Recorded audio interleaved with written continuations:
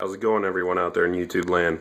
My last video I showed some signatures, and I said I knew I had a few more, and while I've been digging through my collection and stuff, I have found a few more. But I also want to show this real quick. It's the next thing I need to get framed and matted. This is the Metallica 1986 European tour poster for their they were touring for Master of Puppets, obviously, but it was called the Damage Inc. tour. I think they were opening for Ozzy, maybe. But the important thing is, this is the leg of the tour that bassist Cliff Burton died on. Their bus wrecked and flipped, and he was the only one killed. And James Hetfield thinks the driver was drunk or fell asleep because it was too warm to have ice on the road, which was the guy's excuse. But to this day, Hetfield thinks the guy was responsible through negligence. But it happened in between September 26th and 27th there, in the middle of, in between Scandinavia, and actually I think they were in Sweden when it happened. They were on their way to the Copenhagen show. But that's a piece of metal history, and I need to get that framed and matted. There's a small bend in the bottom left corner. But the other cool thing is, besides being the 80s, how freaking ugly all these guys were, the cool thing is, guitarist extraordinaire Kirk Hammett is reading a E.C. Vault of Horror book. And you know I love those books, and he's a huge horror fan. And any of you horror aficionados out there who aren't familiar with it, Kirk Hammett has, now that Forrest Ackerman's dead and his stuff's basically a museum, Kirk Hammett has the most impressive, the best collection of horror memorabilia that's in private hands. You should check it out. He has original outfits from Lugosi and Karloff from films like, Black Cat and White Zombie. Original Dracula lobby cards and posters, just amazing stuff that you'd have to be a millionaire to own, pretty much. But I know he published it in one of his books, but you can see the images and stuff online, I'm sure. But yeah, any of you horror fans, check out Kirk Hammett's private collection. But this right here, I got this at Wizard World Philly, maybe 2005 or 2006. And if you don't know who the hell that is, you need to get your ass whipped. That's right, Stone Cold Steve Austin's signature. And I don't watch much wrestling anymore, but back then when wrestling was really big and they had the big personalities, Wizard World Philly and Chicago, they seemed to always have a lot of wrestling superstars there. And usually people have their 8x10s and charge you for it, the 8x10, and then sign it. Stone Cold, there was nobody in line to see him. I mean, it was the middle of the day. Maybe he'd already signed a bunch, but there's no line. Me and my friend walked right up to him, talked to him for 10 minutes. He gave us these for free. I think Raven and Kevin Nash were there too. We met them.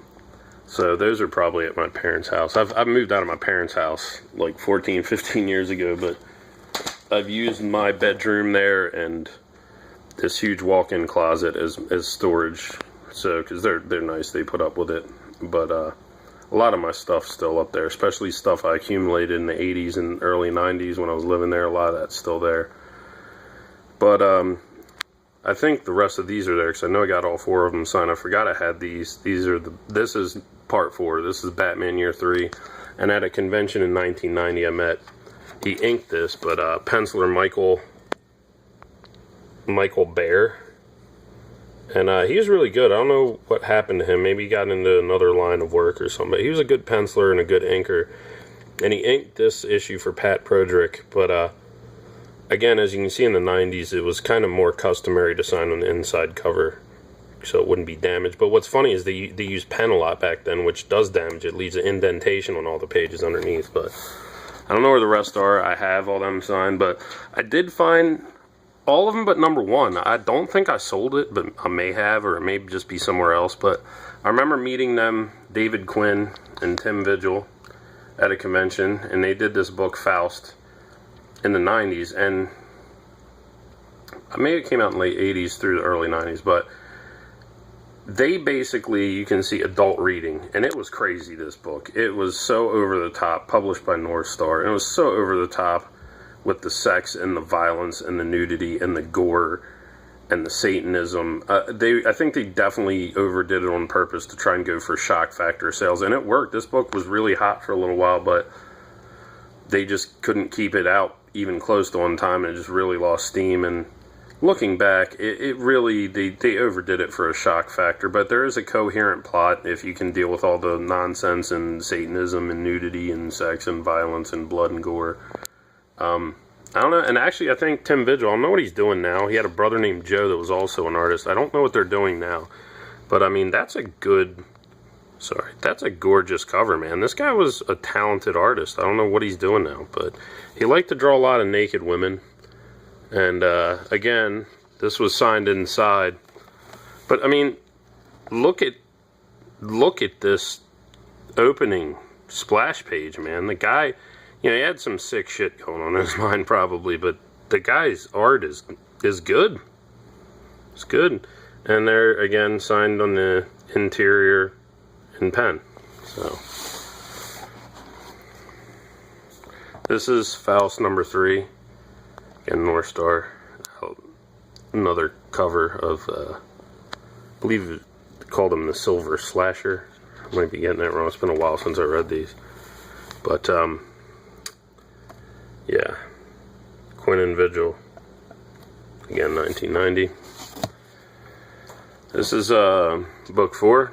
And see, by then they had gotten, and you can see by the cover, look how gory and crazy the cover is. You don't want to see the dude's nut satchel down there. I mean, give me a break.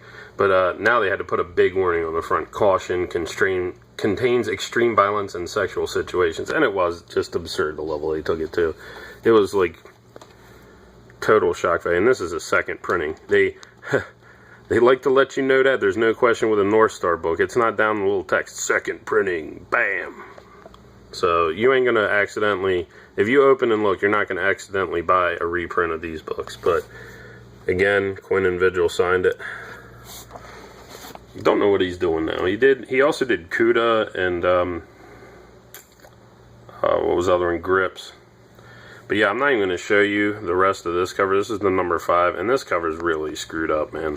Some over-the-top crazy nonsense. So you kiddies that want to see it, you'll have to look it up yourself.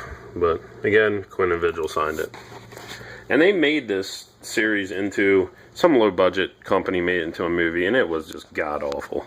Not even worth attempting to watch. But in my last video, I showed some Adam Kubert signatures I got. And I also got this lithograph at the same signing. Is a New Avengers lithograph. It was an odd size to get a frame job, like I said, in comparison to the comic here. You know, it's not your normal size piece to get framed, so I had to get a custom frame job. Did not get it matted, but I normally get my framing and matting done at Michael's, and they do an amazing job, but they're ridiculously expensive. So I usually wait till I get a 50% off coupon for Michael's, and I'll go get it. But I got this one done through a kind of local privately owned shop, a mom and pop shop, if you will. And, you know, I said I was supposed to get it back Saturday, just done right on time. They did a good job. They only charged me $60 for this custom frame job. So I think they might be getting some more of my business. So, but there it is, signed to Matt from Adam Kubert. And a nice rendering of a New Avengers team with Miss Marvel, Luke Cage, Ronan, Wolverine, Captain America in the background. Hard to see Cap back there. Cap back in the background. Looks like that might be the Bucky Cap because he has a pistol. Spider-Woman and Spidey. So, yeah, I'm happy with that. That's a nice piece that's going up on the wall. And glad I found those other books. Hopefully I'll find number 1. It is frustrating when you know you have something and you just can't remember where you put it or whatever, but I'm sure I still have it. I remember most of the stuff I sold. Anyhow, just wanted to share those with you and show you all this lithograph I got back, so I was very happy with the frame job, and it was a very reasonable price. So thank you all for watching, and take care, and happy comic book reading.